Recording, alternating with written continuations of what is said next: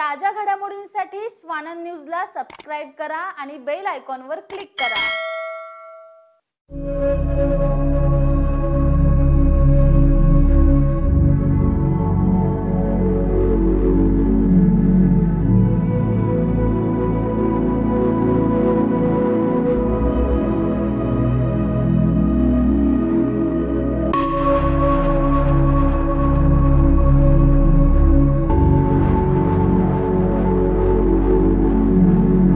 अंबरनाथमध्ये नियंत्रण सुटलेल्या ट्रकने दुचाकीला धडक दिली।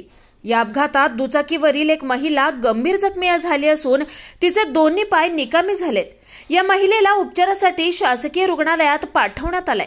अंबरनाथच्या स्वामी समर्थ चौकात हा अपघात झालाय। अपघातानंतर ट्रक चालकाने दुचाकीसहित त्या महिलेला काही अंतरावर फरफटत नेलं। या अपघाताचा सीसीटीव्ही दृश्य कॅमेऱ्यात कैद झालेत। दुचाकीवर दोन महिला चौक क्रॉस करत असतानाच्या स्टेशनच्या दिशेने असलेल्या ट्रकने दुचाकीला धडक दिली।